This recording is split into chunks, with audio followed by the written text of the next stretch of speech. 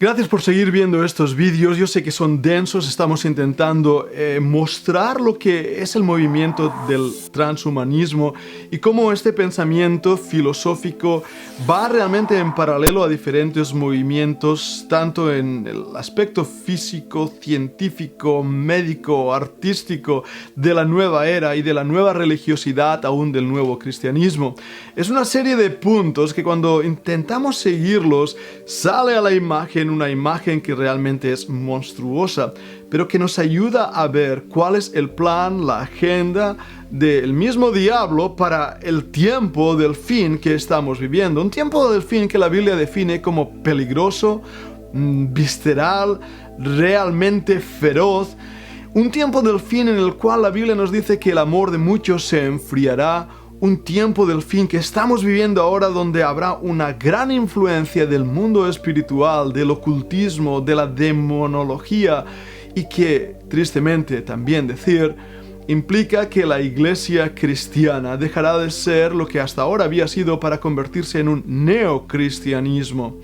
Quiero seguir hablando de ello en este vídeo, hablando del transhumanismo y el posthumanismo. El objetivo final, como hemos venido diciendo, del transhumanismo es mejorar al ser humano. Ese es el objetivo aparente para llegar a hacer un posthumano, algo más allá de lo humano, una mezcla extraordinaria entre la máquina y el hombre, lo que comúnmente se conoce como el cyborg.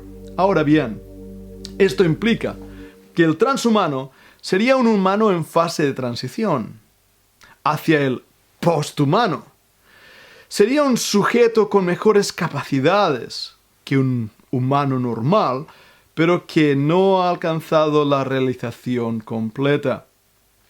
Una vez más, dentro del movimiento de la nueva era, en sus diferentes escuelas filosóficas y de pensamiento, en todas esas escuelas, en todos esos grupos sectarios de la nueva era, coincide esta misma idea, que el hombre está intentando desarrollarse hasta alcanzar una cima, un superhombre, una posición más allá de lo humano. Creí por muchos años que esto era simplemente un pensamiento filosófico religioso, con muchas filosofías orientales, pero ahora estamos viendo en nuestros días que este pensamiento filosófico de la nueva era está siendo acompañado por la misma ciencia. La biología, la inteligencia artificial, la robótica, la nanotecnología, etcétera, etcétera. Todo apunta al mismo objetivo. Una de las diferencias principales entre el transhumanismo y el posthumanismo se enfoca solo en la transformación del cuerpo humano y la trascendencia de los límites biológicos de la naturaleza humana. Por su parte, el posthumanismo tiene un significado más amplio al abarcar un mundo natural ya modificado. Por ejemplo, el escritor Bostrom señala también algunas de las diferencias entre el transhumanismo y el posthumanismo. Dice que el transhumanismo sería una persona en transformación, transhumanismo, con algunas de sus capacidades físicas y psíquicas superiores. En cambio, el posthumano sería un ser con unas características distintas. Una esperanza de vida superior a los 500 años, capacidades intelectuales 2 veces superiores a las del hombre actual y dominio de los impulsos de los sentidos, sin padecimiento psicológico.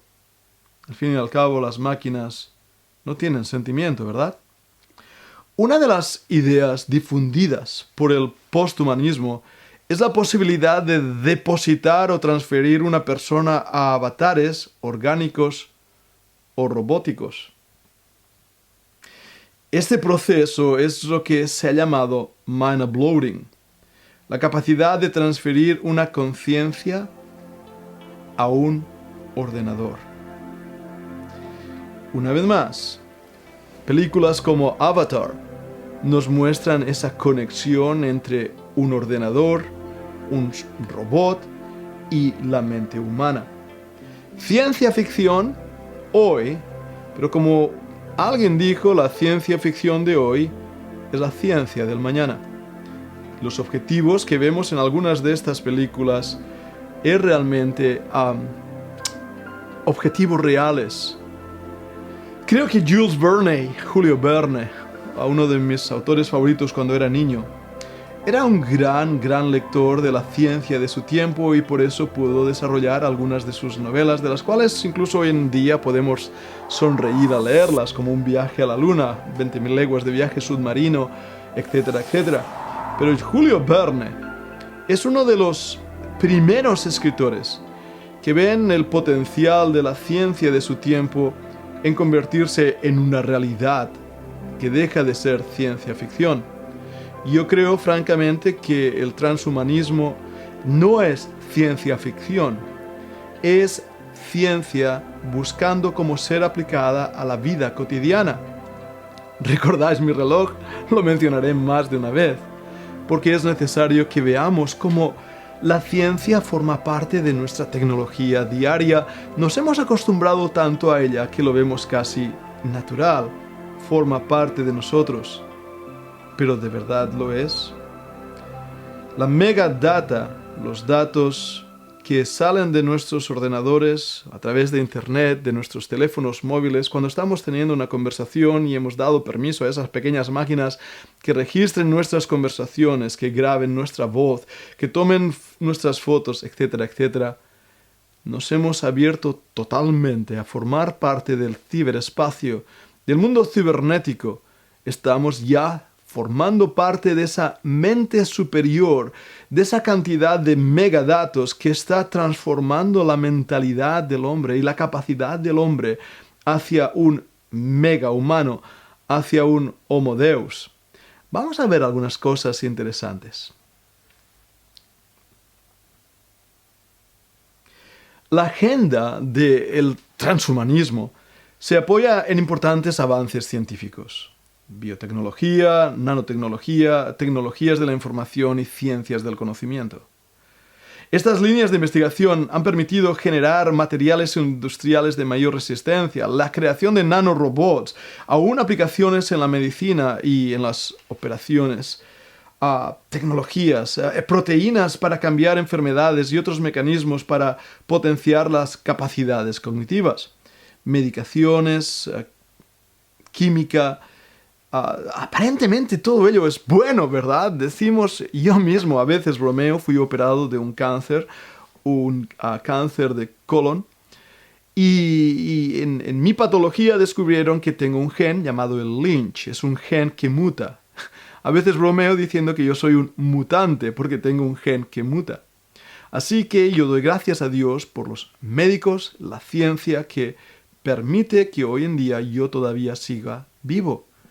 Pero un momento, ¿dónde raya la ética de lo que es correcto hacer e incorrecto hacer dentro de la medicina actual? Las promesas del voto socrático, la defensa de la vida como algo santo y digno, puede ser dejado a un lado en un instante. Solo hace falta recordar los médicos del Tercer Reich y como en los campos de concentración, médicos que habían prometido salvaguardar la vida, veían en los judíos seres inferiores y razas que podían ser desperdiciadas. Tenemos que ver esto también como un peligro grande. Hablemos por un momento de la eugenesia prenatal.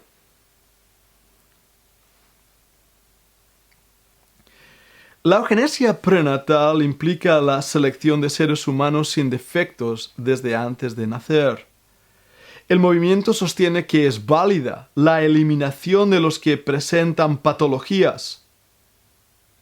De hecho, dentro del transhumanismo se consagra como una obligación moral procrear mejores hijos, más inteligentes, fuertes, sanos, guapos, ¿por qué no? Esto implica que las parejas o padres deben emplear pruebas genéticas para seleccionar qué niño quieren tener. Y también esto implica que aquellos padres que no tengan los genes correctos deben ser puestos a un lado para que no procreen. De esta manera encontramos la inseminación artificial por un lado, o también los miles de hombres y mujeres en países como Sudáfrica, África o países que llamamos tercermundistas que están siendo forzados a no tener hijos. Fermín González diferencia entre los dos tipos de eugenesia. La eugenesia...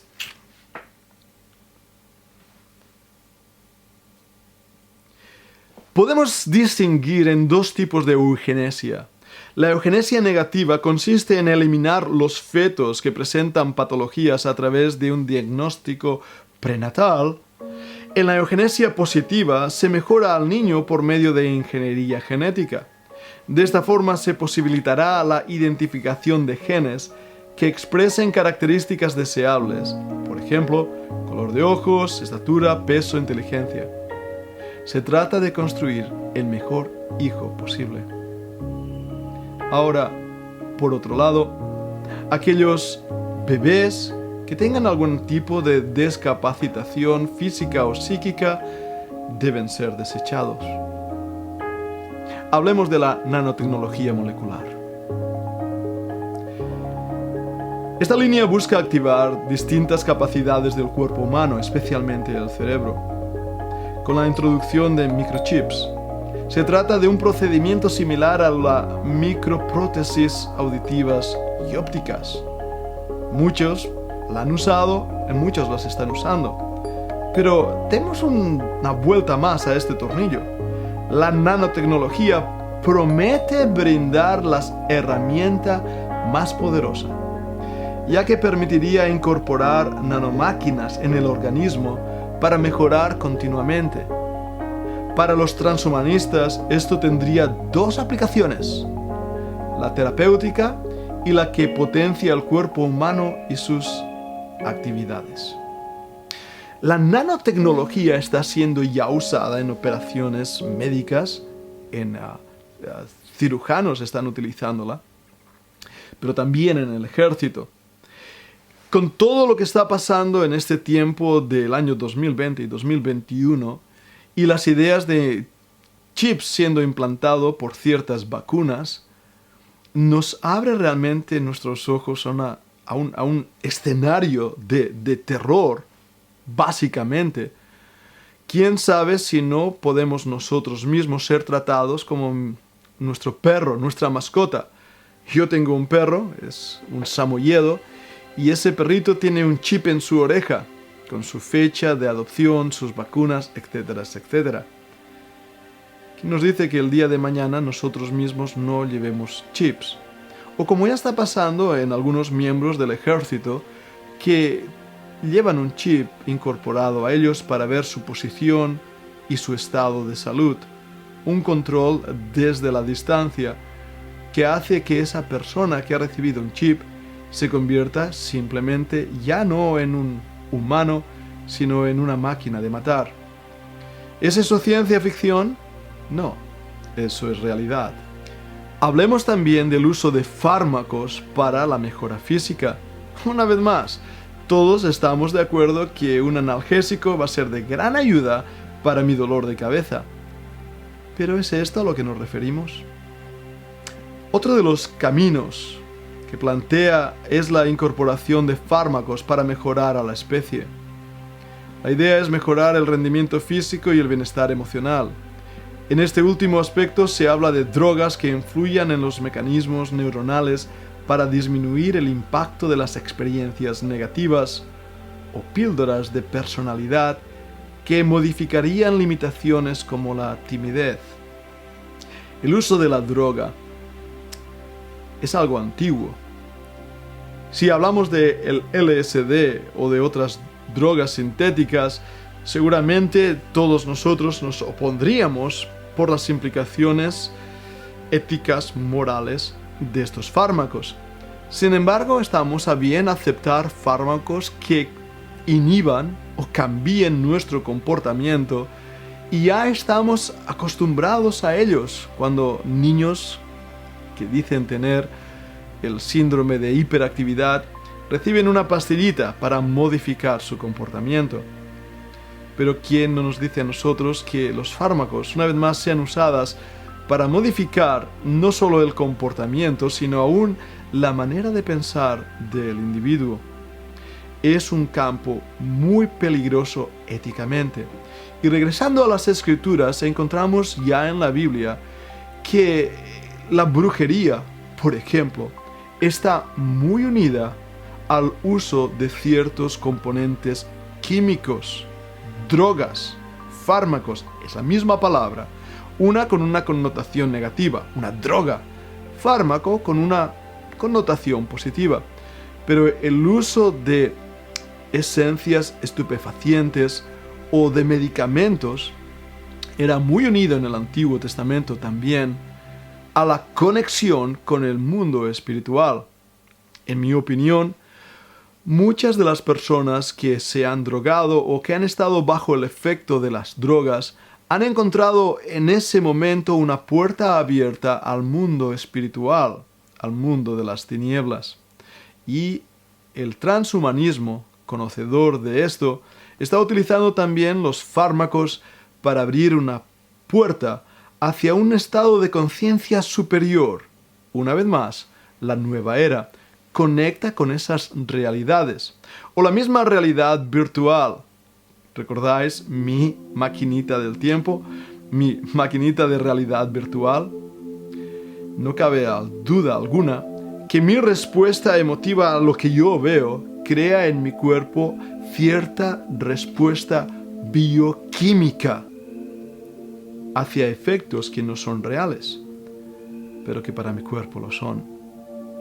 Hablemos de algo más. La lucha contra el envejecimiento.